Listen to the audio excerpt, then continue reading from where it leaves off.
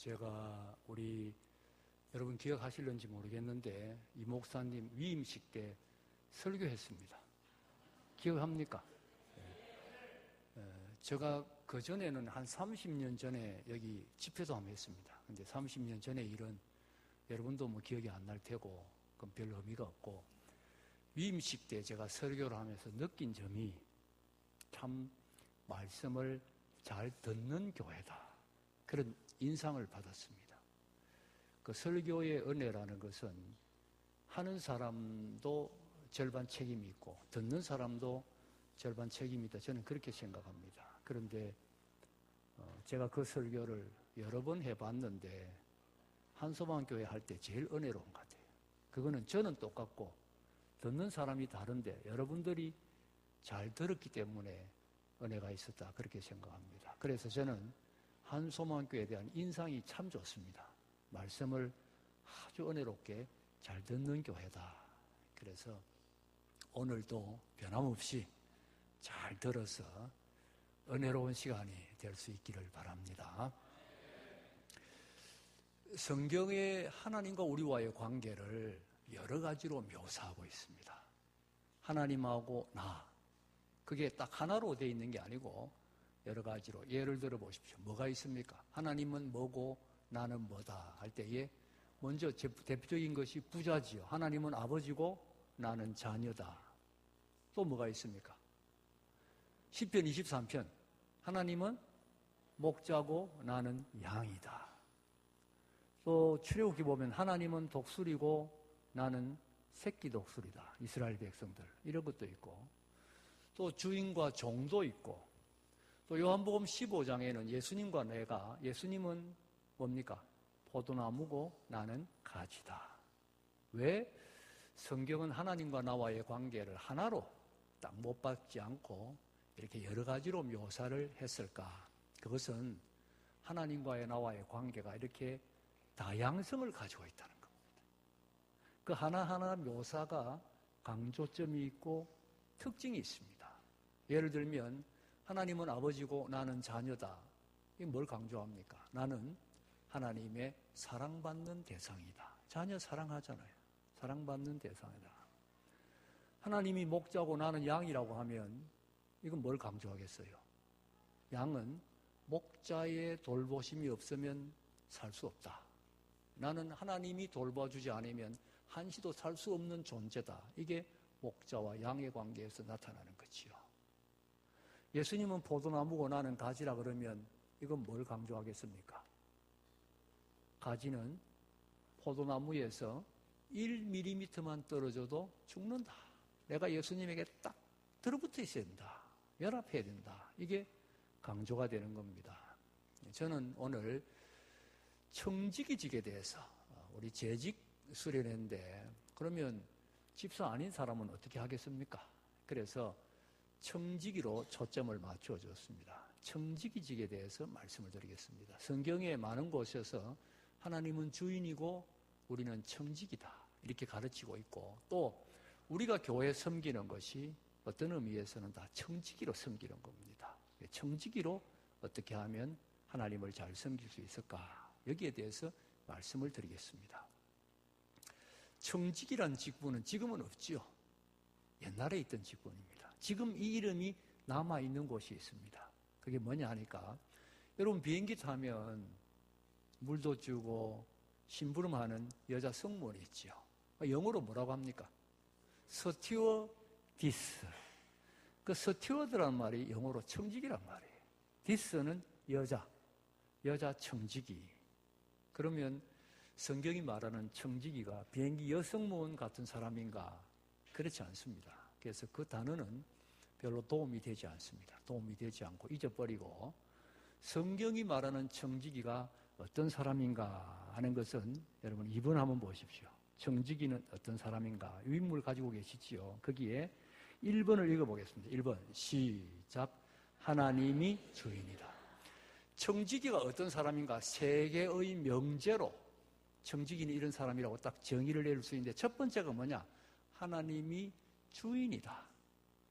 하나님이 내 인생의 주인이고 하나님이 내가 가진 모든 것의 주인이다. 이것을 인정할 때 청지기가 시작되는 겁니다.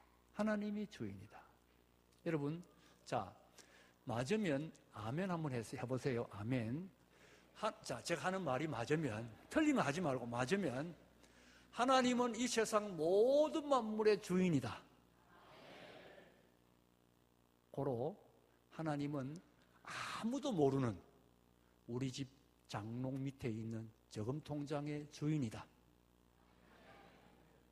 아까보다 하면 소리 좀 작아진 것 같아요. 아무도 모르는 그 저금통장의 주인이 하나님이라는 것을 인정해야 청지기가 된다는 거예요. 이 청지기 되는 게 쉬운 게 아니에요. 그게 하나님의 것이다.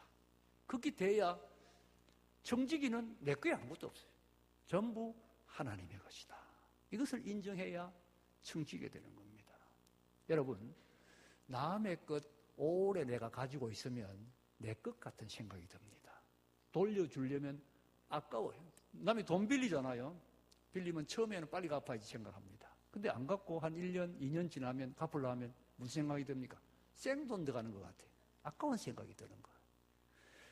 우리가 세상 살면서 내가 가지고 있는 모든 것이 다 하나님의 것인데 오래 관리하다 보니까 자꾸 내 것처럼 생각이 되는 거예요. 그래서 하나님이 우리에게 계속해서 그거 네 거 아니고 내 거다 라고 확인을 하기 위하여 정한 제도가 있어요. 너무 오래 있으니까 자꾸 내 것처럼 착각하니까 착각하지 마라. 그걸 확인하기 위하여 정한 제도가 뭐겠어요? 그게 11조라는 거예요. 11조는 여러분, 열의 하나는 하나님의 것이고 열의 아홉은 내 것이다. 맞습니까? 그렇습니까? 아닙니다. 하나님 앞에 하나님, 이 10개가 다 하나님의 것입니다. 내가 그랬더니 하나님이 정말이냐? 예, 정말입니다. 하나님께서 그러면 하나만 나한테 내놓아 봐라. 그러면 네가 그 10개가 다 내 것이라고 하는 거 인정해 줄게. 그게 11조인 거예요. 그게 11조입니다. 그래서 우리가 하나를 드림으로 하나님, 내 모든 것이 하나님의 것입니다 라고 고백하고 간증하는 게 11조인 거예요. 그 11조를 못 드리면 내 모든 것이 하나님의 것이라는 말은 거짓말이에요. 열의 하나도 하나님이 열의 하나로 확인하자는데 하나도 못 드리는데 어떻게 열의 아홉을 다 하나님의 것이라고 하나님 인정해 줄 수 있겠습니까? 여러분, 내 모든 것이 하나님의 것이다. 이거 인정하는 게 쉽지 않습니다. 많은 사람들이 언제 인정하느냐? 죽을 때. 죽을 때 돼가지고 그때 보니까 이게 내 거 아니구나. 그럼 때는 늦었지요. 때는 늦은 겁니다. 살아있는 동안에 내 모든 것이 하나님의 것이다. 물질만이 아닙니다.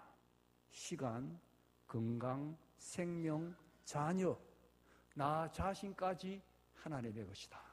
여기에서 청지기직이 시작이 되는 거예요. 두 번째, 2번 읽어보겠습니다. 시작. 나는 관리자다. 자, 하나님의 것인데 왜 내가 가지고 있느냐? 하나님이 나한테 뭘 맡겼느냐? 관리를 맡겼다. 관리. 이 관리자라는 점에서 청지기하고 종은 다릅니다. 종은 시키는 대로 합니다. 재량권이 없어요. 관리자는 재량권이 있습니다. 내가 관리자이기 때문에. 자, 우리 주부들 예를 들어서 남편이 월급 300만 원 받아왔다. 300만 원 누구 겁니까? 하나님 거지요. 그런데 하나님이 거라고 해서 하나님께서 그 300만 원 중에 100만 원은 뭐하고 10만 원은 뭐하고 20만 원은 뭐하고 지시합니까? 안 합니까? 안 합니다. 왜 안 하느냐? 하나님의 건데 나한테 네가 관리하라고 맡긴 거예요. 네가 알아서 관리하라는 거예요. 그게 청지기예요. 하나님의 건데 내가 관리합니다. 따라서 우리가 관리할 때 잊지 말아야 될 것은 하나님의 것이라는 것을 잊지 말아야 됩니다. 따라서 아무리 그리스도인은 부자라도 사치할 수 없습니다. 왜? 내게 아니니까. 관리자니까. 내 마음대로 호의호식하면 안 됩니다. 왜? 나는 관리자니까. 항상 내가 관리자라는 것을 잊지 말아야 돼요. 내 손에 있지만은 나는 관리자다. 저는 이런 점에서 우리가 청지기로 돌아가야 될 분야 중에 하나가 옷이라. 그래서 저 개인적으로 옷이라는 생각이 옷. 우리나라 사람들은 옷에 너무 관심이 많고 옷을 너무 많이 사요. 옷 가게도 너무 많고 옷 세일도 너무 많이 해요. 옷이 너무 많아요. 세상에 우리나라만큼 옷 세일 많이 하고 옷 가게 많은 나라가 제 생각에 없지 싶어요. 왜 그러냐? 이게 옛날에 우리가 못 입어서 그런 거예요. 못 입어서. 여러분, 사람이요, 이 마음과 몸이 환경이 변할 때 바뀌는 것이 다릅니다. 몸은 환경이 변하면 바로 바뀝니다. 근데 마음은 잘 안 바뀝니다. 옛날 마음을 그대로 가지고 있는 거예요. 나이 들어보세요. 나이 들면 몸은 나이 들었잖아요. 마음은 나이가 안 드는 거예요. 그래 무슨 일이 납니까? 넘어지는 거예요. 마음은 뛰어갈 수 있는 거 뛰어가 보면 몸은 아닌 거예요. 넘어지는 거예요. 몸이 늦게 따라오는 거예요. 이스라엘 백성들이 애굽을 나오는데 몸은 하루면 나왔습니다. 마음이 애굽을 다 나오는데 얼마 걸렸습니까? 40년 걸렸어요. 옛날에 못 입었다고. 지금 잘 입고 있어요. 몸은 여전히 못 입는 거예요. 마음은 여전히 못 입는 겁니다. 저는 어릴 때 제 몸에 맞는 옷을 입어본 기억이 없습니다. 저희 부모님은 항상 키가 큰다 그래가지고 커다란 옷을 사다 줬어요. 그리고 그때는 가난했기 때문에 이 물파, 팔꿈치를 기워서 입었습니다. 떨어진 옷을 입었어요. 옷을 못 입은 거죠. 제 남동생이 있습니다. 제보다 키가 한 5cm 적어요, 남동생이. 근데 제 남동생이 중학교 입학시험에 합격을 했어요. 그때는 시험 칠 때거든요. 그래가지고 저희 어머니가 그 남동생 합격 기념 선물로 겨울 잠바, 노란 잠바를 하나 사오신 거예요. 키가 저보다 5cm 적은 남동생 중학교 입학 선물로 사온 노란 잠바가 제가 대학 들어가 입으니까 딱 맞는 거예요. 옷을 그렇게 사줬어요. 그래서 제가 아이들 기를 때, 제 아이들은 지금 다 결혼했습니다만은, 아이들 기를 때 제 아내 뭐 옷 사고 하면 따라가면 아무 간섭하지 않습니다. 딱 한마디는 간섭했어요. 뭐라고 간섭했냐? 여보, 맞는 옷 사주라. 왜? 내 가슴에 큰 옷에 대한 한이 남아있는 거예요. 한이. 근데 이게 우리 무의식 중에 우리 심리 속에 이렇게 못 입는 이 마음이 남아가지고 뭔가 남들이 뭐 이상한 옷 하나 입으면 나도 입고 싶은 거예요. 나는 그거 말고 다른 옷 입는데. 여러분 오늘 장롱올려놓고 한번 보세요. 1년이 지나도 한 번도 안 입는 옷 있습니까 없습니까? 1년 동안 한 번도 안 입으면 그거 필요 없는 옷이잖아요. 1년이 지났는데도 한 번도 안 입는 옷이 장롱에 너무 많아요. 집은 작은데 옷은 많고 장롱이 너무 복잡한 거예요. 어떤 부인들은 또 살이 쪘단 말이에요. 그러니까 옛날에 빼빼했을 때 입은 옷 못 입는 거예요. 그럼 무슨 생각하느냐? 그냥 두고 살 빼고 입을 거다. 죄송한 이야기입니다만 한 번 찐 살은 안 빠집니다. 끝났습니다. 그 깨끗하게 다 정리해야 됩니다. 제가 하고 싶은 이야기는 옷도 남 입었다고 나도 저런 옷 하지 말고 좀 기도해보고 하나님 내가 청직인데 이 옷 사도 됩니까? 물어보고 청지기로 돌아가야 돼요. 청지기. 저는 개인적으로 옷과 또 시간 가서 지금 이야기 안 하겠습니다. 먹는 것에 대해서도 우리가 청지기로, 먹는 것도 옛날에 못 먹어 놓으니까 그게 마음이 남아가지고 자꾸 뭐 잘 먹고 그렇게 많이 먹고 싶어 하는데 잘 먹고 있잖아요. 안 그렇습니까? 다 잘 먹고 있는데 지금도 그냥 먹으면 되는 거라고 이제는. 여러분 손님 와가지고 상에 잔뜩 차린 건 열등감이에요. 옛날에 우리가 못 먹었으니까 우리 집에 이렇게 먹을 거 많습니다. 여러분 외국에 가보세요. 서양 사람들 식사할 때. 저도 미국에서 식사 대접 한번 가봤는데요. 달랑 접시 하나에 딱 뭐 하나밖에 안 주더라고요. 참 야박하더라고요. 근데 그게 당연한 거예요. 이게 못 먹어가지고 잔뜩 차리고 세계에서 뷔페가 제일 고급 식당인 나라는 대한민국밖에 없어요. 미국 가면 뷔페는 제일 싼 식당이에요. 이게 옛날에 마음이 남아있어요. 이제는 청지기로 돌아가야 됩니다.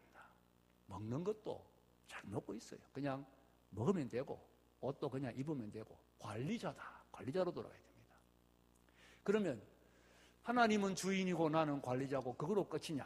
아닙니다. 3번 읽어보겠습니다. 3번 시작. 결산이 있다. 하나님의 것을 가지고 관리를 했으니까 그냥 관리하는 것으로 끝나는 게 아니고 마지막에는 어떻게 관리를 했느냐? 하나님이 장부 다 가져와라. 영수증 다 가져와라. 증빙서류 다 가져와라. 전부 놓고 결산을 하는 거예요. 그래서 잘 관리했으면 뭐 받습니까? 상 받는 거예요. 5달란트, 2달란트처럼. 잘못 관리했으면 뭐 받습니까? 책망 받습니다. 언제 결산합니까? 주님 앞에 섰을 때. 더 정확하게 말하면 주님의 최후 심판 때, 주님 재림할 때 우리가 이 세상에서 청지기로 한 거 전부 다 들고 주님 앞에 딱 내놓고 결산을 받는 거예요. 잘 관리했으면 엄청나게 칭찬을 받을 거예요. 상 받을 거예요. 잘못 관리하면 책망받는다. 그러면 3번 읽어보겠습니다. 3번 시작. 어떻게 해야 좋은 청지기가 되느냐? 자, 우리가 가정에서도 청지기고 사회에서도 청지기고 교회에서도 청지기인데 오늘은 특별히 우리 직분자 수련회니까 교회 청지기에 초점을 맞추겠습니다. 어떻게 해야 좋은 청지기가 되느냐? 여러분 보통 좋은 교회 일꾼하면 어떤 사람을 생각합니까? 보통 생각하는 사람. 제가 볼 때 한국 교회에서 좋은 일꾼이라고 생각하는 사람은 열심히 일하는 사람. 좌우전 열심히 왔다 갔다 해야 좋지. 열심히 안 하면 아마 좋지 않다 생각해. 물론 열심히 일해야지요. 게을러가지고는 안 되지요. 그런데 교회에 문제 일으키는 사람치고 열심 없는 사람 아무도 없습니다. 주일날 예배 한 번 드리고 가는 사람은 교회 절대로 문제 일으키지 않습니다. 문제 일으키는 사람도 전부 열심히 있는 사람이에요. 왜 그렇게 되느냐? 원리를 모르기 때문에. 여러분, 전기를 만지려면 전기 원리 알아야 됩니다. 원리도 모르는 사람이 열심히 전기 만지면 불납니다. 교회 일도 마찬가지. 어떻게 하면 좋은 청지기가 되느냐? 원리를 알아야 됩니다. 전에 제가 신학교 다닐 때에 저희 동기 목사님, 죄송합니다만 그런 분이 있었어요. 그때는 그 시골 교회는 목사님이 많지 않았기 때문에 우리 전도사님들이 목회를 했어요. 이분은 시골 교회 목회를 하는 전도사님인데 신학교는 월요일 날 이제 모여가지고 공부하고 화, 수, 목, 금요일 오후가 되면 자기 섬기는 교회로 다 흩어졌어요. 월, 화, 수, 목은 기숙사에 있었어요. 이분은 시골교회 섬기고 저는 이제 도시교회 부교육자를 했는데 이분은 이제 결혼을 한 분이에요. 전도사는 어떤 여자하고 결혼해야 됩니까? 전도사. 열심히 있는 여자. 어쨌든 기도 많이 하고 열심히 있는 여자하고 결혼했는데 이래가지고 기도 많이 하는 열심히 있는 여자하고 결혼했어요. 했는데 이 전도사님이 이제 토요일, 금요일 날 수업 마치고 집에 가면 피곤하잖아요. 피곤하고 힘든데 집에 딱 가보면 사모님은 기도원에 가서 기도하러 가셨어요. 아직 금요일인데 안 왔어요. 남편이 오는 거 알고도. 집에 들어가 보면 설거지도 안 했어요. 청소도 안 했어요. 집은 엉망진창.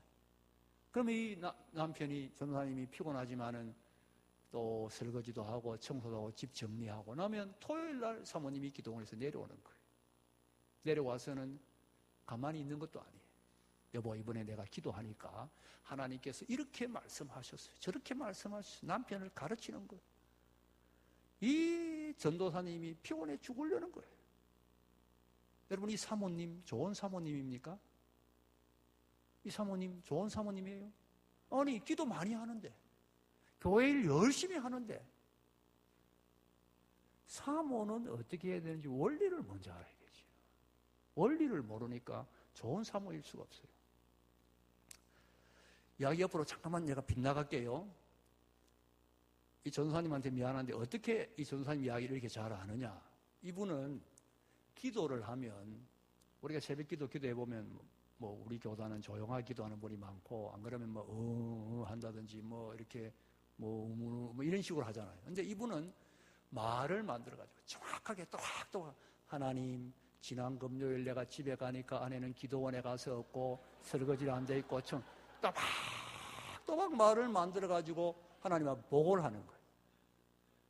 그러니까 원래 우리가 모이잖아요. 모이면 화요일 날 새벽 기도 때는 우리 동기들이 전부 그 옆에 가서 앉으려고 자리 다툼이 벌어지는 거예요. 보고를 들으려고. 저도 한번 앉아가 보고를 들어서 알게 되었는데, 옆으로 빗나간 이야기고, 원리를 먼저 알아야 됩니다. 정말 주님이 기뻐하는 교회 청지기는 어떤 청지기냐? 1번 한번 읽어보겠습니다. 시작. 주인의 뜻대로 일해야 한다. 자, 그 모든 것이 주인의 것이고 그 일을 원래 해야 할 사람도 주인입니다. 그런데 주인은 바빠서 혹은 다른 이유가 있어서 이걸 못 하시는 거예요. 그래서 청지기한테 맡긴 겁니다. 이런 점에서 성경에서 청지기의 대표라고 할 수 있는 사람이 보디발의 집의 요셉입니다. 요셉이 보디발의 재산을 관리합니다. 근데 그 재산 원래 누가 관리해야 됩니까? 보디발이 관리해야 됩니다.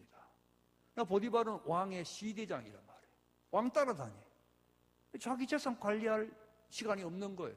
그래서 요셉이한테 네가 관리해라 맡긴 거예요. 우리 교회는 주님의 교회입니다. 주인은 주님이에요.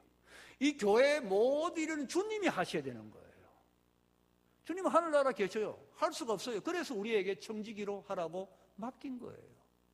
그런 의미에서 바울은 골로새 1장 24절에 교회를 위한 고난을 그리스도의 남은 고난이라고 하지 말한 거 아닙니까? 주님이 당할 고난이다. 주님의 일인 거예요. 자, 그러면 보세요.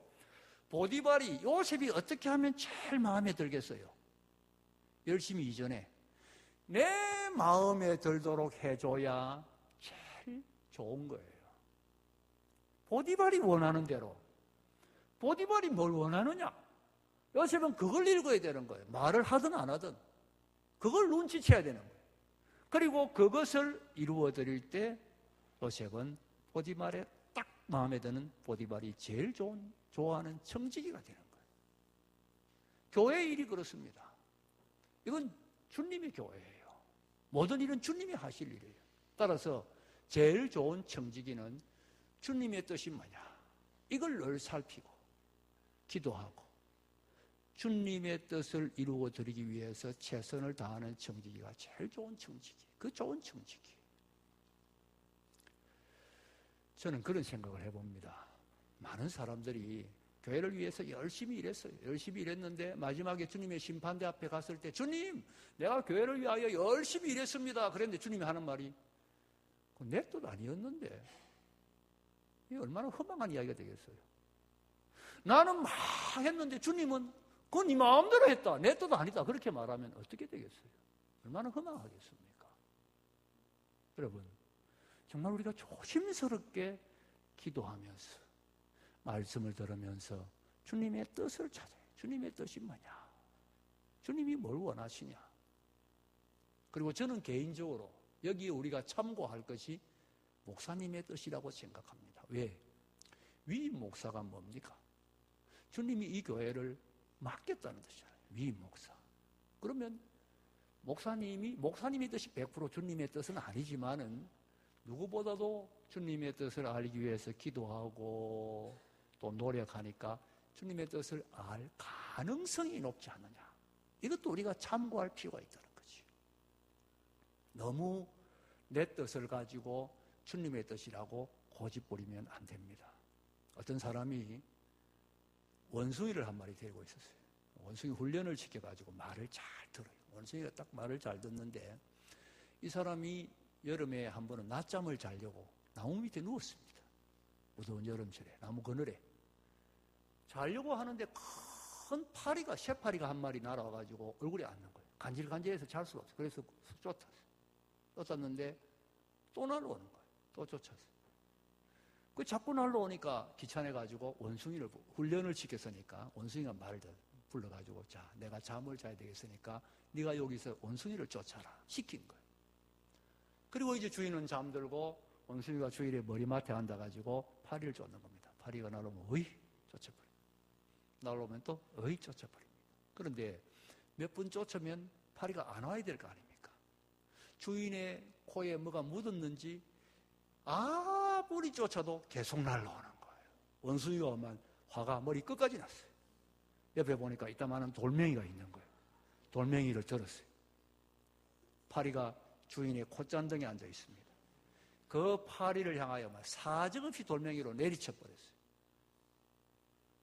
여러분, 이 원숭이 좋은 청직입니까? 주인의 뜻대로 한 겁니까? 저는 죄송한 이야기입니다만은 자기들끼리 다투는 교회를 보면 꼭 이 이야기가 생각나요. 다투는 교회. 다 주님의 뜻이라. 주님의 뜻 맞아. 이쪽도 주님의 뜻 맞고 저쪽도 주님의 뜻 맞아. 그런데 그렇게 싸우면서 주인 죽는 줄은 모르는 거예요. 교회 죽는 줄은 모르는 거예요. 교회가 죽고 있어. 주인이 죽고 있는데 그건 모르고 있다니 얼마나 바보 같은 짓이냐는 거죠. 저는 분쟁하는 교회 보면 이 이야기가 생각이 나는 거예요. 어느 것이 더 중요한 거예요. 어느 것이. 정말 주님이 원하는 뜻이 뭐겠냐는 거지요. 첫째는 여러분, 주님의 뜻대로 일해야 좋은 청지가 됩니다. 이것을 잊지 마세요. 2번 읽어보겠습니다. 2번. 시작. 주인이 믿을 수 있어야 한다. 그렇죠. 또 여러분이 만약에 주인이라고 생각해 보세요. 청지기를 세워놨다. 종 중에서 청지기를 뽑잖아요. 종 중에서 어떤 사람을 청지기로 세우겠어요? 내가 제일 믿을 수 있는 사람. 그렇지 않겠습니까? 믿을 수 있는 사람을 청지기로 세우지. 믿을 수 있어야 안심할 수 있으니까. 얼마나 믿을 수 있어야 되느냐? 아브라함의 집에 청지기가 늙은 종 엘리에셀입니다. 젊은 시절에는 상속자로 삼으려고 했던 엘리에셀인데, 아브라함이 이 청지기 엘리에셀을 얼마나 믿었느냐 하면, 자, 100살에 낳은 아들 이삭의 며느리감을 구하는데 이 일을 누구에게 시켰습니까? 엘리에셀에게 시키잖아요. 그런데 여러분, 며느리 보시면 손 한번 들어보세요. 며느리 보시면 손 한번 들어보세요. 며느리 보시면 없어요? 이 교회는 며느리 보신 분도 아무도 없어요? 며느리 볼 때 신경 쓰입니까? 안 쓰입니까? 쓰입니다. 왜? 며느리 잘 들어와야지요. 신경 쓰입니다. 여러분이 만약에 50살쯤 아들 낳았다 하면 며느리 볼 때 얼마나 신경 쓰이겠어요? 그런데 아브라함은 몇 살에? 100살에 100살에 낳은 아들의 며느리를 보는데 얼마나 신경이 쓰이겠어요? 그 며느리를 엘리에셀에게 네가 구해오라고 보내는데 성경 읽어보면요, 백지수표입니다. 딱 한 가지. 이 가나안 땅에 우상 섬기는 여자 중에서 고르지 말고 고향 땅에 가서 하나님 섬기는 여자 중에 골라와라. 그 한 가지 조건 외에는 100% 다 맡깁니다. 키 몇 센치 이야기 안 합니다. 성품, 학력, 얼굴, 외모, 인품 아무 말도 안 합니다. 그냥 구해와라. 무슨 뜻입니까? 그만큼 아브라함은 엘리에셀을 믿었다는 거예요. 모든 것을 믿는 거예요. 실력, 능력, 신실함, 네가 구해오면 틀림없다. 그게 청지기. 여러분, 하나님이 우리를 청지기로 세웠다는 말은 하나님이 나를 그렇게 믿는다는 거예요. 믿었기 때문에 청지기로 세워준 거예요. 내가 믿을 수 있는 사람이 돼야죠. 이제는 믿을 수 있는 사람이 돼야 되는데, 믿을 수 있는 사람이 되기 위해서는 동그라미 1번 읽어보겠습니다. 1번 시작. 믿을 수 있는 사람이 되기 위해서는 제일 중요한 것이 신실해야 한다. 신실, faithful. 여러분, 좋은 청지기가 되기 위해서는 열심히 이전에 신실해야 됩니다. faithful, 믿을 수 있는 사람이 돼야 됩니다. 신실한 사람이 돼야 됩니다. 저는 개인적으로 우리나라 사람들이 대단히 죄송한 얘기입니다만은 이 신실성에 좀 문제가 있다. 우리나라 사람들 아주 똑똑하고 능력 있고 기술이 있는데 신실성에 문제가 있다. 그런 생각이 들 때가 많아요. 제가 말레이시아의 쿠알라룸푸르라는 그 도시를 패키지로 여행을 갔는데 가이드가 그런 이야기를 하더라고요. 가이드 말이 100% 맞는지 잘 모르겠습니다. 좌우지간 가이드가 그런 이야기를 하더라고요. 거기 쌍둥이 빌딩이라는 게 있잖아요. 보신 분 있죠. 쌍둥이 빌딩 90몇 층인데 똑같은 빌딩이 두 개 서 있고 중간에 다리로 연결되어 있습니다. 그 가이드 이야기가 말레이시아 수상이 요 빌딩을 질 때에 어떻게 하면 빨리 짓고 어떻게 하면 정확하게 짓느냐. 그래서 경쟁을 짓겠대요. 두 나라가. 여러분, 어느 나라하고 경쟁을 시켜놔야 제대로 경쟁이 되겠습니까? 우리하고 일본하고. 그래서 하나는 일본 회사가 짓고 하나는 우리나라 삼성이 지었답니다. 더 재밌는 것은 중간에 다리는 빨리 짓고, 근데 빨리만 짓도 안 되고 정확하게 지은 회사가 중간에 다리를 놓는다. 이렇게 됐답니다. 근데 좌우지간 그 가이드 말로는 삼성이 이겼대요. 30cm가 틀렸는데 어디가 틀렸느냐? 정밀 측정할 때 긴장했는데 일본이 틀리고 삼성이 안 틀렸대요. 그래서 중간에 다리를 삼성이 나왔다. 그런 이야기를 하는데 그 말은 무슨 뜻입니까? 우리나라 건축 기술이 세계에서 뭐 어디 가도 안 뒤떨어진다는 이야기지요. 우리나라는 이런 건축 기술을 가지고 있습니다. 문제는 뭐냐? 그런 건축 기술을 가지고 있으면서 건물 지어놨고 들어가 보면 파이프가 새고 화장실에 물이 새고 사소한데 문제가 있다는 거예요. 여러분 기억납니까? 영화의 전당 해운대에 그 뭐 현존하는 세계 최고의 설계사가 설계한 건물이라고 그러대요. 근데 그 영화의 전당 짓고 나서 뉴스에 뭐가 나왔습니까? 기억 안 납니까? 비가 샌다고 나왔잖아요. 그게 기술이 없었습니까? 아니거든요. 아니 기술적인 거 다 잘 하는데 눈에 안 보이는 사소한 것은 대충 해버리는 거예요.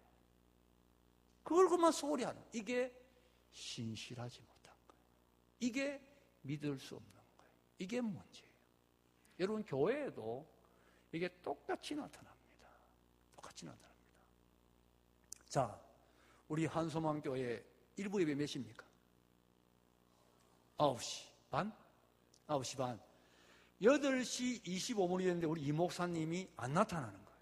안 나타납니다. 8시 25분인데 부목사님이 전화했어요. 이 이야기를 먼저 하면 안 되겠다. 죄송합니다. 자, 제가 전에 섬기던 교회에는 수전위원이 있었어요. 수전위원이 뭐냐. 그때는 이제 주머니를 돌렸기 때문에 주머니 돌리는 걸 당번을 정해주는 거예요. 한 달 전에 주보에다가 광고를 냅니다. 아무개 이름 쭉 줘가지고 쭉 아무개는 몇째 줄 딱 정해놔요. 한 달 전에 광고가 나갑니다. 그래가지고 수전을 하는데 주일날 보면 한 명이 빠진 거예요. 한 명이 없는 거예요. 그럼 제가 앞에서 보고 마음이 상하지요. 주보에 보니까 아무개인데 없어.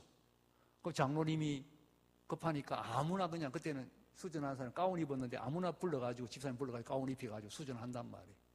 그래서 마음이 상하는 거예요. 그래서 제가 집사님 보고 물어봅니다. 집사님, 지난 주일날 수전위원회인데 왜 안 했습니까? 그러면 집사님 대답이 아이고 목사님 내가 깜빡 잊어버렸습니다. 이 대답이 제일 많고 깜빡 잊어버렸다. 어떤 사람은 목사님 그날 아침에 내가 집사람하고 싸워가지고 기분이 나빠서 못했습니다. 이렇게 대답하는 사람도 있고 그래. 그 다음에 이제 우리 목사님 이야기를 해야 되는 거예요. 자, 9시 반이 됐는데 목사님이 안 오시는 거예요. 부목사님이 전화를 했어요. 전화를 해가지고 목사님 8시 25분인데 어떻게 된 겁니까? 목사님 대답이 내가 오늘 깜빡 잊어버렸습니다. 아니면 아이고 내가 오늘 우리 집사람하고 싸워가지고 기분이 나쁘니까 부목사님 당신이 설교 좀 하세요. 그럼 그 말이 됩니까? 안 됩니까? 됩니까? 안 됩니까? 안 되지요. 그거는 말이 안 된다고 생각하고 수전위원은 말이 된다고 생각하는 것이 똑같은 이야기예요. 그게 건물 빌딩은 잘 지어놓고 눈에 안 보이는 파이프는 대충 해야 된다고 생각하는 거 똑같은 거. 그게 신실하지 못한 거예요. 그게 문제예요. 그게 하나님 앞에 충성스럽지가 못한 거예요. 똑같다고 생각해야 돼요. 똑같다고. 하나님 일이지 않습니까? 똑같은 일이라고 생각해요. 그 사람이 진실한 사람이에요. 그 사람이 신실한 사람입니다. 여러분 이스라엘 백성들이 광야에서 하나님을 섬길 때 하나님 앞에 서서 거룩하게 제사를 드리는 제사장도 있었지만 같은 레위 지파지만은 어떤 사람은 무거운 널빤지나 성막을 옮길 때 짐을 옮기는 사람도 있었습니다. 특히 머라리 자손 같은 자손들은 무거운 것만 옮겼습니다. 그러면 제사장은 하나님 앞에 제사 드리니까 귀하고, 그 성모 옮기는, 짐 옮기는 사람은 짐 옮기니까 시시합니까? 짐 옮기는 사람들이 짐 안 옮기면 성막에서 옮겨 다니면서 어떻게 예배 드리겠어요? 똑같은 A지파예요. 그것을 하나님 앞에 똑같다고 생각하고 하나님 주시는 대로 신실한 그 사람이 신실한 사람이고 믿을 수 있는 사람, 믿을 수 있는. 무슨 일을 맡았든지. 여러분, 찬양대원이 되면 제일 좋은 찬양대원이 누구냐? 소프라노 잘하는 사람 아닙니다. 물론 소프라노 잘하는 사람 귀하지요. 찬양대를 위하여 식사 대접하는 사람, 물론 그런 사람도 귀합니다. 그러나 정말 하나님 보실 때 제일 귀한 찬양대원, 제일 귀한 청지기는 지휘자가 예를 들어서 10시에 연습합니다. 그러면 9시 55분에 와서 딱 앉아있는 사람. 제일 귀한 찬양대원이에요. 그게 제일 귀한 거예요. 제일 신실한 거예요. 그게 귀한 거예요. 근데 10시에 오라 그랬는데 11시 예배 시작이는데 10시 40분쯤 오네. 50분쯤 오는 사람도 있어요. 와가지고는 뒤에서 입만 뻥긋뻥긋 하다가 따라 올라간단 말이에요. 그러니까 교회에서는 이게 찬양대 지휘자가 무슨 뭐 책망을 할 수가 있습니까? 감봉을 시킬 수가 있습니까? 아무것도 못하니까 찬양대 지휘자가 기분이 나쁘니까 찬양대 지휘를 오래 하면 성격이 나빠지는 거예요. 교회에서. 여러분, 딱 연습 시간 하면 주일학교 교사 맡았습니까?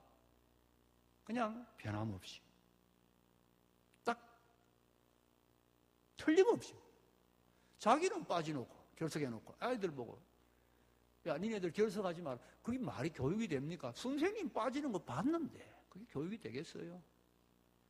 여러분, 믿을 수 있는 사람 되기 위해서 제일 중요한 것은 신실한 거, 신실한 거. 설거지 당번 맡았습니까? 거기에 신실하세요. 틀림없어요. 설거지를 시시하다고 생각하는 그게 잘못된 사고방식. 똑같은 거예요. 똑같은 거예요. 그게 믿을 수 있는 사람이 되는 거지요. 그리고 동그라미 2 뽑읍시다. 동그라미 2. 시작. 변함이 없어야 합니다. 믿을 수 있기 위해서는 변함이 없어야 됩니다. 어떤 사람 보면 자기 기분 좋으면 잘해. 자기 기분 나쁘면 안 해. 그러면 주인이 저 사람 기분 좋은지 봐야 되는 거예요. 안 그렇습니까? 기분 나쁘면 안 할 거니까 기분 눈치 봐요. 그러면 그 좋은 청지기를 할 수 있겠어요? 주인이 눈치를 살펴야 되면 좋은 청지기 될 수 있겠어요? 기분이 좋으나 나쁘나 한결같은 사람. 저는 결혼식 주례할 때에 그 서약하는 말을 참 좋아합니다. 뭐라고 서약합니까? 전통적인 서약. 기쁠 때나 슬플 때나 강건하거나 병들거나 부유하거나 가난하게 되는 모든 경우에서 주님 섬기는 것이 그래 모든 경우에서 똑같아 있는, 기쁠 때나 슬플 때나 강건하거나 병들거나 부유하거나 가난하게 되는 모든 경우에서 똑같은 사람, 그 사람이 믿을 수 있는 사람이지요.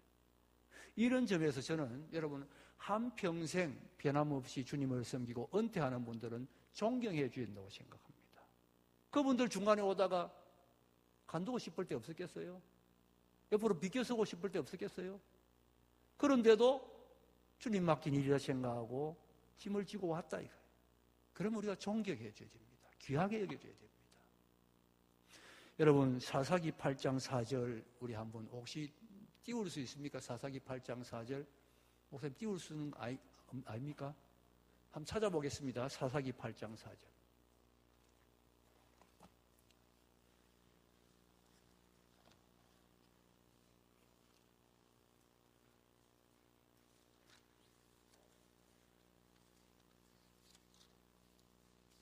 같이 한번 읽어보겠습니다. 사사기 8장 4절 시작.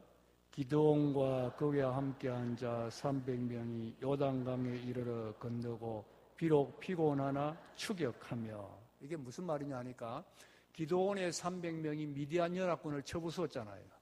미디안 연합군이 도망가는 거예요. 그래서 추격을 하는 겁니다. 추격하는데 며칠 동안 추격했어요. 잠도 못 잤어요. 먹을 것도 못 먹었어요. 주위에 있는 주민들에게 먹을 걸 달라니까 안 주는 거예요. 왜 안 주느냐? 이게 누가 이길지도 모르는데 이스라엘 백성 도와줬다가 혹시 미디안 연합군이 이겨버리면 우리가 도와줬다고 해를 당할 수도 있다. 이렇게 생각하니까 안 주는 거예요. 그러니까 잠도 못 자고 배도 고픈데 여기 읽은 말씀에 뭐라고 했습니까? 비록 피곤하나 끝까지 따라갔다. 이게 충성이에요. 끝까지 따라갔다. 피곤하나 주님을 섬길 때 힘들고 지치고 간두고 싶고 포기하고 싶고 비난받고 욕을 얻어먹고 간두고 싶지만 주님 맡긴 줄 알고 끝까지 따라가는 사람. 그 사람이 믿을 수 있는 사람. 좋은 청지기. 그래서 좋은 청지기는 믿을 수 있는 사람이 되고 믿을 수 있기 위해서는 변함이 없어야 됩니다. 그 다음에 세 번째 갈로 3번 읽어보겠습니다. 시작. 주인이 너무나 당연한 이야기지만은 이것보다 또 중요한 게 없어요. 자, 내가 청지기로 어떻게 하느냐? 하나님께서 내게 주의 일을 할 수 있도록 뭘 주셨어요? 은사를 주신 거예요. 다 주셨습니다. 은사라 그러면 우리는 무슨 방언하고 병 고치고 이런 걸 생각하는 경향이 있는데 하나님이 나로 하여금 주님의 일을 할 수 있도록 주신 모든 것이 은사입니다. 그 은사대로 일하면 된다는 거예요. 그래서 내가 받은 은사가 뭐냐 이걸 잘 알고 이거 가지고 일하면 보람이 있고 기쁨이 있는 거예요. 책 만들면 나는 잠이 온다. 그러면 주일학교 교사는 은사가 아닐 가능성이 높죠. 노래를 부르는데 나는 노래 부르는 걸 좋아하고 노래만 부르면 기쁜데 음정은 내 마음대로 가면 찬양대 은사는 아닐 수가 있어요. 은사라는 것은 남들도 인정을 해줘야 돼요. 옛날에 송도 제일교회에 어떤 할머니가 있었는데 이 할머니는 찬송가를 1장에서 끝장까지 다 부를 줄 안다는 거예요. 여러분 찬송가 다 부를 줄 아는 분 있습니까? 좀 모르는 거 많아요. 근데 이분은 다 부른다는 거예요. 어떻게 다 부르냐? 가사는 다 다른데 곡조는 전부 네 줄을 가까이로 불어요. 찬양대는 그렇게 하면 안 되죠. 찬양대는 또 음악의 은사를 우리가 생각해야 되고. 그런데 은사라고 할 때 내게 있는 모든 것이 다 은사입니다. 버릴 거 하나도 없습니다. 다 주님 안에서 지난날에 실패했던 과거까지도 내가 그거 가지고 주의 일을 하면 은사로 사용할 수 있습니다. 버릴 거 아무것도 없습니다. 슈만 하이크라는 유명한 부인이 있는데 세계적인 지금 살아있는 성악가예요. 근데 이분의 일화가 감동적인데 고등학교 다닐 때 꿈이 성악가 되는 게 꿈이었습니다.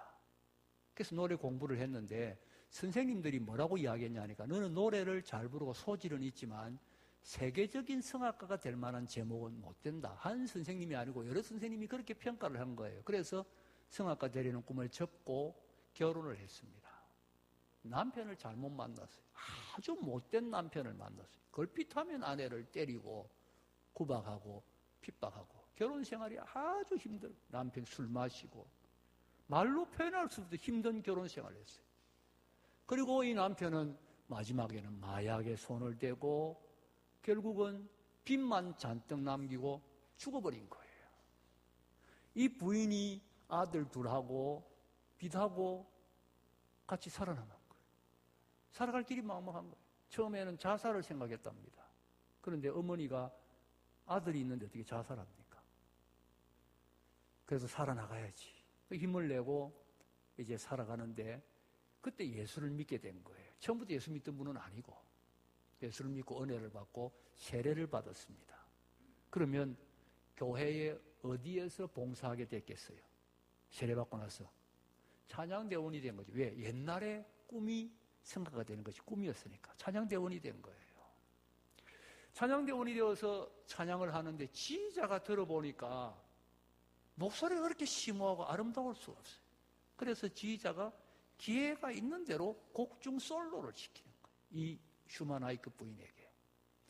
그런데 이 부인이 곡 중 솔로라면 온 성도들이 눈물을 흘리면서 감동을 받고 은혜를 받는 거예요. 할 때마다. 그래가지고 교회가 야, 이 음악은 우리끼리 듣기에 너무 아깝다. 이 감동적인 음악을 우리만 들을 수 없다. 이래가지고 이 부인에게 공부를 시키자. 교회가 후원을 해가지고 음악 공부를 다시 시킨 거예요. 분명히 젊은 시절에 세계적인 성악가가 될 수 없다고 평가받은 이 여인이 다시 공부한 다음에는 세계적인 성악가가 됐습니다. 그런데 중요한 것은 이 부인이 젊은 시절에 세계적인 성악가가 될 수 없다고 했는데 세계적인 성악가가 된 이유를 평론가들이 뭐라고 말하느냐? 이 부인은 그 지난날에 고통스러웠고 괴로웠던 과거가 그 목소리를 그토록 심오하고 아름답게 만들었다. 이렇게 이야기하는 거예요. 그러니까 주님 안에 들어오니까 그 괴로웠던 과거도 버릴 게 아니라는 거죠. 그대로 다 쓰임받을 수 있다는 거예요. 여러분, 내 모습 이대로 내가 주님의 일을 할 수 있고 주님에게 쓰임받을 수 있습니다. 버릴 거 하나도 없습니다. 그대로 일할 수가 있는 거죠. 이렇게 내 은사를 가지고 일하는데 한 가지 또 기억해야 될 것은 남의 은사 부러워할 것 없습니다. 우리는 많은 경우 주님의 일을 하라 하면 내 은사는 시시하게 생각하고 남의 은사를 좋다고 생각해요. 남의 은사를 부러워하는 거예요. 아무개는 좋겠네. 여러분, 자, 오늘 우리가 다 읽지는 않았습니다만 달란트 비유를 읽었는데 5달란트 받은 종이 나오고 2달란트 받은 종이 나옵니다. 장사를 합니다. 5달란트 받은 종은 미천은 5개, 2달란트 받은 종은 미천이 2개. 여러분, 장사는 미천이 많아야 좋습니까? 작아야 좋습니까? 그건 바보 같은 질문이지. 당연히 많아야 좋지요. 그러면 2달란트 받은 종이 생각할 때 5달란트 받은 종이 부럽지 않았겠어요? 와, 저 사람은 좋겠네. 은사가 많으니까 많은 일을 할 수 있고 내보다 2배 반으로 많은 일을 할 수 있네. 그런데 2달란트 받은 종은 그거 부러워하지 않았습니다. 주신 분은 주인이다. 나는 내가 받은 것으로 최선을 다하면 주인을 최고로 기쁘게 할 수 있다. 이 사람이 이렇게 믿었어요. 어떻게 알 수 있느냐? 이 사람이 2달란트를 남겨서 주인에게 가져왔을 때 자신만만했습니다. 주인이여 보소서, 내가 2달란트 남겼습니다. 그랬더니 이 주인이 5달란트 받은 종하고 2달란트 받은 종하고 칭찬하는 말이 토시 하나 안 틀리고 똑같습니다. 잘하였도다 착하고 충성된 종아, 내가 적은 일에 충성하였음에 내가 많은 것으로 네게 맡기리니 내 주인의 즐거움에 참여할지어다. 토시 하나 안 틀리고 똑같습니다. 무슨 말이냐? 많은 것을 받아서 많은 것 남긴 사람, 적은 것을 받아서 적은 것 남긴 사람, 하나님은 똑같이 칭찬하고 똑같이 상 준다는 겁니다. 하나님은 얼마나 많은 일을 했느냐, 그것으로 상을 주는 것이 아니라 얼마나 신실했느냐, 그것으로 상을 줍니다. 하나님은 상대평가하지 않습니다. 하나님은 절대평가합니다. 여러분, 이 상대평가와 절대평가가 옛날에는 상대평가잖아요. 전부 1등부터 몇 등까지 쭉 이렇게 등수를 정했는데 1970년대에 절대평가라는 것이 나왔어요. 로버트 글레이즈라는 교육학자가 절대평가라는 걸 만들었습니다. 절대평가는 비교하지 않습니다. 이 사람 하나 두고 이 사람 뭐 잘하고 뭐 잘하고 뭐 잘한다. 이 사람 하나 두고 이 사람 뭐 잘, 하나하나 독립해서 평가하는 게 절대평가입니다. 근데 로버트 글레이즈라는 학자가 이 절대평가를 성경에서 찾았어요. 성경 어디에서 찾았겠어요? 달란트 비유예요. 달란트 비유로 가보니까 하나님은 비교하지 않나요? 하나님은 상대평가하지 않아요. 하나님은 절대평가하시는 분이에요. 여기서 찾아냈어요. 하나님은 상대평가하지 않습니다. 여러분, 어차피 은사는 하나님이 주셨는데 은사는 많이 주고 은사는 적게 줬는데 내가 적게 받았는데 그거 내 책임이 아니잖아요. 당연히 많이 받은 사람 많이 하고 적게 받은 사람 적게 하지. 많이 받아가 많이 했다고 많이 상 주면 하나님 불공평한 하나님입니다. 하나님 그렇게 하지 않습니다. 내 것으로 최선을 다하면 하나님은 그것으로 최고로 기뻐합니다. 그렇기 때문에 가진 것으로 일하면 됩니다. 많은 분들이 이렇게 기도합니다. 하나님, 물질 주시면 나도 물질로 봉사하겠습니다. 저는 그 기도가 틀린 기도라고 생각합니다. 여러분, 하나님 앞에 물질로 봉사하기 위해서는 하나님이 얼마 물질 주시가지고 얼마를 봉사해야 됩니까? 하나님이 한 10억 즉 주시면 1억쯤 하면 물질로 봉사한 겁니까? 예수님께서 지상에 계실 때 제일 많은 것을 드렸다고 하는 헌금은 얼마였습니까? 과부의 두렙돈입니다. 과부의 두렙돈을 보고 제일 많다고 칭찬하신 주님 앞에 물질 주시면 물질로 봉사하겠다는 기도는 틀린 기도입니다. 왜? 과부의 두렙돈은 다 있습니다. 하나님의 뜻은 물질로 봉사하고 싶으냐? 너 가진 것으로 해라. 너 가진 것을 너 있지 않느냐? 두렙돈 다 있습니다. 그게 최고의 것이다. 그걸로 하면 모자라면 주님 채워주시기도 합니다. 그런데 그거는 뒤에 딱 감추어 놓고 이건 아닙니다. 하나님 앞으로 주시면 그걸로 하겠습니다. 죽을 때까지 기도해도 아무 소용없는 기도입니다. 성경적 원리를 볼 때 그렇지 않습니까? 소용없습니다. 여러분 하나님께서 자 모세를 불러가지고 모세야 네가 가서 내 백성을 구해라 명령을 내렸습니다. 호렙산 가시들기 뿔꽃 속에서 모세가 예 하나님 가겠습니다 그랬습니까? 아이고 하나님 나는 못 가겠습니다 그랬습니다. 못 가겠다 그랬지요. 그래서 출애굽기를 보면 3장 한 장에 걸쳐서 하나님이 모세를 설득합니다. 모세야 내가 누구냐? 스스로 있는 자다. 아브라함 하나님 이삭이 하나님 야곱의 하나님이다. 내가 너희들의 조상들에게 그 땅을 약속해 내가 일한다. 너는 가기만 해라. 실컷 하나님이 출애굽기 3장 한 장에 걸쳐서 모세에게 가라고 설득을 했더니 출애굽기 4장 1절에 모세가 한다는 말이 뭐라고 했냐? 출애굽기 4장 1절 한번 찾아보세요. 하나님이 실컷 설득을 했더니 모세가 한다는 말이 이렇습니다. 출애굽기 4장 1절.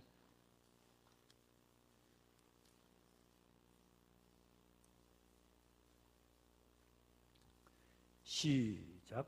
모세가 대답하여 이르되 그러나 그들이 나를 믿지 아니하며 내 말을 듣지 아니하고 이르기를 여호와께서 내게 나타나지 아니하셨다 하리이다. 이게 무슨 말입니까? 하나님 좋습니다. 간다 칩시다. 그러나 내가 가면 누가 나한테 하나님이 나타났다고 믿어주겠습니까? 누가 나를 하나님이 보냈다고 인정해 주겠습니까? 누가 내 말을 듣고 따라 나오겠습니까? 이해가 됐지요. 모세가 지금까지 뭐 했습니까? 40년 양쳤어요. 양치던 목자가 그냥 또 애굽 땅에 와가지고 이스라엘 백성들 자 하나님이 나를 보냈으니 여러분 나를 따라오세요. 이스라엘 백성이 뭘 보고 모세를 따라갑니까? 애굽 바로에게 가서 내 백성 내놔라. 바로가 뭘 보고 도대체 모세에게 이스라엘 백성 내놓습니까? 모세 이 말의 뜻이 뭐예요? 하나님 이대로 가면 아무도 안 믿어줍니다. 아무도 날 안 따라옵니다. 그러니 누가 봐도 와 하나님이 보냈구나 믿어질 수 있도록 나한테 굉장한 거 뭔가 하나 주세요. 그 뜻입니다. 하나님이 보냈다. 하나님의 사람이다. 믿어질 수 있도록 굉장한 걸 내게 하나 주세요. 그러면 내가 가겠습니다. 모세의 뜻은 그 뜻입니다. 이 모세에게 하나님께서 뭐라고 말씀하셨지요? 내 손에 든 것이 무엇이냐? 모세 손에 뭐가 있습니까? 40년 양칠 때 들고 다니던 지팡이 있습니다. 그 지팡이 들고 가라. 하나님의 깊은 뜻을 아시겠어요? 그 지팡이 이미 있는 지팡이 모세의 광야 40년의 썰어라는 생활이 다 함축되어 있는 그 지팡이 그거 가져가라는 거예요. 그런데 여러분 가만히 한번 보세요. 모세의 사역이 지팡이에서 시작되고 지팡이에서 끝납니다. 그 낡아 빠진 지팡이가요 하나님에 의해 사용되니까 애굽의 10가지 재앙 많은 재앙들이 지팡이에 의해서 일어났습니다. 지팡이가 애굽에 10가지 재앙을 내렸어요. 그 지팡이가 홍해바다를 가르쳤더니 바다가 갈라졌어요. 그 지팡이가 반석을 쳤더니 반석에서 샘물이 터졌어요. 무슨 이야기입니까? 가진 것으로 이미 있는 것으로 주님을 위하여 일하면 역사는 하나님이 하신다는 거예요. 있는 것으로 하면 된다는 거예요. 더 달라고 할 필요 없어요. 다 주셨어요. 있어요. 할 수 있는 거 있어요. 하나님 내게 주셨어요. 있는 것으로 일하면 됩니다. 있는 것으로 일하면 된다. 잊지 마세요. 있는 것으로 일하면 되는 것입니다. 4번 읽어보겠습니다. 4번 시작. 남겨야 한다. 자, 아까 이야기했습니다. 관리하고 나면 마지막에 결산을 합니다. 결산할 때 남겨야 상을 받는 겁니다. 여러분, 남의 재산을 관리했는데 손해보게 했으면 안 되지요. 뭐가 남아야지요. 네? 지금 관리청지기는 남의 재산을 관리하는 거예요. 그러면 마지막에 결산할 때 남겨야 되는 거죠. 그래서 5달란트 받은 종이 5달란트 남겼더니 상 받아요. 2달란트 받은 종이 2달란트 남겼더니 상 받아요. 1달란트 받은 종이 1달란트를 그냥 가져왔더니 악하고 게으른 종이라고 책망받아요. 여러분, 이 사람이 게으르다는 건 이해가 되죠. 일 안 했으니까 게으르죠. 근데 왜 악합니까? 아니, 원금 떼먹는 사람도 많은데 안 떼먹었잖아요. 떼먹는 사람도 많은데 가져왔는데 왜 악하다고? 야고보 3장에 선을 행할 줄 알고도 행하지 아니하면 뭐라고요? 죄다 그랬습니다. 죄다. 그거 가지고 일해야 되는데 일 안 하면 악하게 되는 거예요. 일 안 하면 죄가 되는 거예요. 여러분, 모든 그리스도인들은 교회에서 주님을 위하여 일을 해야 됩니다. 일하는 게 남기는 거예요. 착하게 살았다. 그거 가지고 상 못 받습니다. 뭔가 남겨서 가지고 가야 되는 거예요. 주인이 이야기했습니다. 한 달란트 받은 종에게 이 돈을 이자 주는 자들에게 주었다가 이자라도 받아와서 했다. 주인이 이자 돈 받아야 할 만큼 가난한 사람입니까? 그런데 왜 이자라도 받아와서 했다고 그렇게 말했겠어요? 주인은 상을 주고 싶은 겁니다. 상을 주려면 그러나 뭔가는 남겨와야 되는 거예요. 이자라도 남겨보면 그 이자를 보고 그만큼이라도 상을 줄 텐데 너는 아무것도 남긴 거 없으니 책망받을 수밖에 없다. 그 말은 아무것도 한 일이 없으니 책망받을 수밖에 없다는 거예요. 일을 했네, 일을. 무슨 일이든지 일을 해야 되는 거예요. 일을 해야 되는 겁니다. 저희 교회 어떤 집사님 한 분은 새벽기도 마치면 나이 드신 분, 70이 넘은 분인데 청소를 해요. 길을 다 하죠. 저는 속으로 참 귀한 분이다 그렇게 생각합니다. 자기가 생각할 때 자기는 나이가 많아 찬양대도 못하고 주일학 교사도 못하고 별로 할 게 없다는. 그러니까 청소하는. 새벽마다 새벽기도 마치면 길을 청소하는. 저는 어떤 찬양대원보다 어떤 주일학교 어떤 봉사보다 주님 보실 때는 기뻐하는 봉사다. 속으로 제가 그렇게 생각합니다. 그분에게 말도 안 했어요. 그렇게 생각합니다. 여러분 하나 물어봅시다. 우리는 살아있기 때문에 할 일이 있습니까? 할 일이 있어서 살아있습니까? 살아있기 때문에 할 일이 있다. 1번. 할 일이 있어서 살아있다. 2번.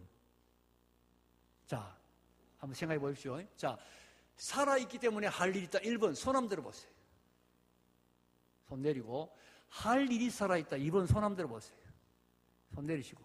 손 안 든 분은 뭡니까? 제가 이 질문에 대해서 이야기로 답을 하겠습니다. 지금은 목회가 편해진 것 중에 하나가 임종 예배가 없는 거예요. 제가 초창기에 목회를 할 때는 임종 예배라는 것이 있었습니다. 그게 뭐냐? 세상 떠날 때 가서 드리는 예배예요. 지금은 교인들이 그런 예배 드려달라고 안 해요. 지금은 그냥 죽기 전에 병원에 가서 한번 예배 드리면 세상 떠날 때는 자기들끼리 그냥 다 하더라고요. 또 지금 중환자실에 있다가 이렇게 하니까 복잡해가지고 임종이 예배 드리기가 잘 힘들어요. 옛날에는 병원에 있는 분들도 임종할 때는 집에 왔어요. 집에서 병원에 임종 안 했습니다. 집에서 임종하고 그러면 임종할 때는 목사 가서 꼭 예배를 드려야 되는 거예요. 새벽 2시도 3시간 임종하는 시간 목사가 지켜봐야 되는 거예요. 이게 힘든 거예요. 왜? 교인들이 언제 임종한지 잘 모르잖아요. 모르니까 급만 나면 목사님 임종합니다. 그럼 뛰가서 보면 어떤 데는 아직 멀은 속으로 멀은 데죠. 화가 나요. 근데 어떤 때는 하도 이게 많이 들다 보니까 조금 많이 들다 보니까 경험이 생기니까 감이 오는 세상 떠날 때였구나. 숨이 가빠지고 그러면 이제 기도를 드립니다. 하나님, 제가 기도를 하나님 이 영혼을 아버지 손에 부탁합니다. 오셔서 손 붙잡고 캄캄한 저 요단강 주님 손 붙잡고 넘어가서 제 영원한 나라로 인도하여 주시옵소서. 천국 음악 소리 귀에 들리게 하시고 천국이 눈앞에 선하게 하시고 주님 손잡고 인도하여 간절히 임종기도를 지금 임종기도는 지금 하나님 불러가라는 그런 기도예요. 간절히 기도 드리면서 마음속에 소원이 있어요. 뭐냐? 하나님 기도 끝나기 전에 불러가세요. 이게 소원입니다. 기도 끝나기 전에 불러가야 첫째 목사 기도 권위가 있어서 좋고 우리 목사님이 아버지 손에 부탁한다니까 탁 청구가 얼마나 좋습니까? 둘째, 더 중요한 이유가 있습니다. 그렇게 불러가야 나중에 올 필요가 없어요. 만약에 안 불러가면 집에 갔다가 또 와야 되는 거예요. 얼마나 귀찮습니까? 그래가지고 기도를 딱 마치고 이제 살짝 보지요. 안 죽었어요. 얼마나 섭섭한지 몰라요. 근데 어떤 목사님 책에서 읽은 이야기인데, 이 목사님은 자기 교회 어떤 권사님이 세상을 떠나는데 임종 예배를 한 달간 드렸다는 거예요. 한 달간. 이게 세상 떠난다 해서 가서 예배 드리고 오면 안 떠나고 한 달을 왔다 갔다 했다는 거예요. 한 달. 그런데 한 달이 지났는데 미국에 있는 아들이 하나 있었는데 그 아들이 온 거예요. 아들이 와가지고 이제 세상 떠나는 어머니 머리맡에 무릎을 꿇고 앉았어요. 그동안에 이 할머니 권사님 음식도 안 먹고 물도 안 마시고 숨만 겨우 쉬고 말도 한마디 안 하고 누워 있었는데 아들이 머리맡에 딱 무릎을 꿇고 앉으니까 말을 하시는 거예요. 무슨 말을 했겠습니까? 여러분 오래간에 본 아들, 어머니는 신앙 깊은 권사님인데 세상 떠나면 무슨 말 했겠어요? 너 돈 많이 벌었느냐? 다 필요 없는 이야기 아닙니까? 그 순간에는 딱 하나지요. 물어봅니다. 너 예수 잘 믿느냐? 엄마는 그거 하고 일하고 싶은 거예요. 예수만 잘 믿으면 걱정할 거 없거든요. 마지막 세상 떠나는 어머니로서 물어보고 싶은 거는 그 하나밖에 없어요. 너 예수 잘 믿느냐? 이 아들이 대답을 못하는 거예요. 꿀먹어 먹을 줄은 가만히 앉아있는 거예요. 무슨 뜻인지 알겠죠? 아니, 세상 떠나는 어머니 앞에 거짓말할 수는 없고 그냥 멍하니 앉아있는 겁니다. 한마디 더 하십니다. 너 내 아들 아니다. 이 아들이 그때야 깜짝 놀란 거예요. 만약에 이 길로 어머니가 세상을 떠나면 자기에게 남긴 마지막 말이 너 내 아들 아니다 이럴 수는 없잖아요. 다급해진 겁니다. 이 아들이 어머니 손을 꼭 붙잡고 어머니 내가 잘못했습니다. 내가 세상에 돈 버느라고 정신이 파려서 주님 멀리 했는데 어머니 내가 잘못했습니다. 눈물을 흘리면서 정말 진실로 눈물을 흘리면서 간절한 마음으로 어머니 내가 예수 잘 믿을게. 어머니 걱정하지 마세요. 내 예수 잘 믿을 겁니다. 정말 주님 잘 믿을 겁니다. 어머니 걱정하지 마세요. 예수 잘 믿을게요. 그렇게 손을 잡고 눈물을 흘리며 다짐을 하니까 그제서야 이 권사님이 그래야 내 아들이지. 그리고는 숨을 몰아쉬고 하늘나라로 가시더랍니다. 자 보세요. 하나님이 이 권사님을 왜 한 달 동안 살려놓았습니까? 아직도 해야 할 일이 있더라는 거예요. 여러분, 살아있기 때문에 할 일이 있는 거 아닙니다. 할 일이 있어서 살아있는 거예요.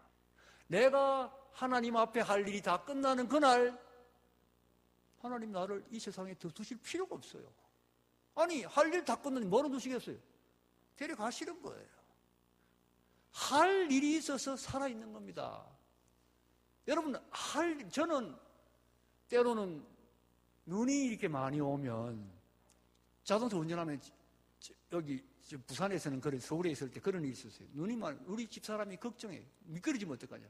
내가 그러면 여보 걱정할 거 하나도 없다. 나는 아직 할 일이 남아있다. 내가 할 일이 남아있다는 말은 하나님 나 안 불러간다는 이야기예요. 왜? 할 일이 있는데 하나님이 불러가실 리가 없습니다. 우리가 살아있다는 것. 숨 쉬고 있다는 것은 아직 할 일이 남아있다. 아무것도 못해도 숨만 쉬고 있어도 할 일이 있어요. 아무것도 못하는 숨만 쉬는 할머니라도 하나님 나라와 자녀들을 위하여 기도해야 될 일이 남아있기 때문에 숨 쉬고 있는 거지. 하나님 위하여 할 일이 아무것도 다 끝나버리면 하나님 불러가 버리십니다. 그러면 내가 해야 할 일이 뭐냐? 그게 바로 내 사명이에요. 그게 청지기에서 내가 감당해야 될 일. 그 일을 알고 그 일에 최선을 다하며 살아가는 사람은 행복한 사람. 인생의 의미를 아는 사람이에요. 그걸 알아야 돼. 몇 살을 살았느냐가 중요한 것이 아니고 내가 왜 사느냐. 하나님이 나를 왜 살려두셨느냐. 무슨 일을 하라고 살려두셨느냐. 그게 내 소명이에요. 그걸 붙드세요. 그걸 붙들고 그걸 위하여 최선을 다할 때 인생의 보람이 있고 의미가 있고 행복이 있습니다. 그게 인생 사는 거예요. 그게 청지기 사는 거예요.